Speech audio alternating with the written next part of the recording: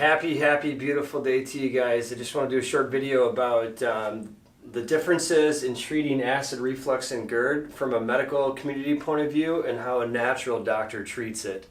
We all know that if you get acid reflux and you can't stand the pain that day, that an MD or anything over the counter is going to be to reduce stomach acid or an antacid such as Prilosec, ranitidine, Zantac. But here's what I want to show you on what that cause is. This is a funny looking picture of a stomach. I'm not a great artist. But this is a stomach where this is the sphincter, this is the lower esophageal sphincter that goes into the stomach. What I want to show you here is it's very pH sensitive. When stomach acid comes down, that's when this valve opens up because the pH changes. So when you take it from a medical community point of view, when you take an antacid, you're actually just lowering the stomach acid, but it doesn't fix anything about keeping this valve closed.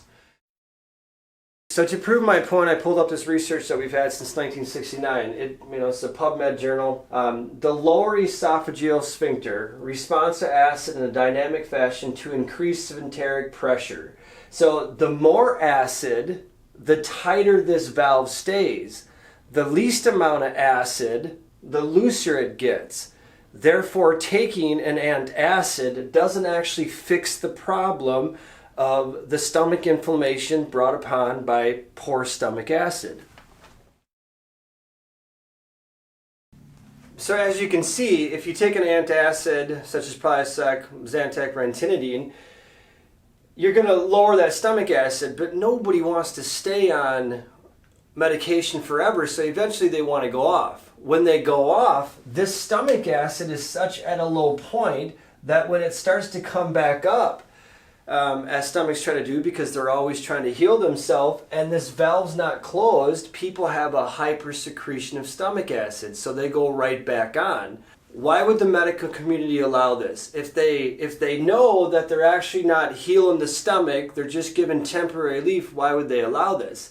Because this type of support is a $13 billion industry. It's not their jobs to try to heal the stomach. It's their jobs to give you acute care, which is, they do a wonderful job at. It's my job to actually heal the stomach. These are the top 5 nutritional things that lower the stomach acid, causing acid reflux or GERD. Drinking too much coffee, too much alcohol, too much stress is actually the #1 component which causes lower stomach acid and acid reflux. Definitely too much sugar, which we like to call sugar the white death in America, and then too many processed foods. So the top 3 things that we do in this office to heal someone's stomach lining is I give them supplementation, which includes betaine, HCl, pepsin, and other digestive enzymes, so that the person's stomach and GI tract can get a break from breaking down foods to give them support.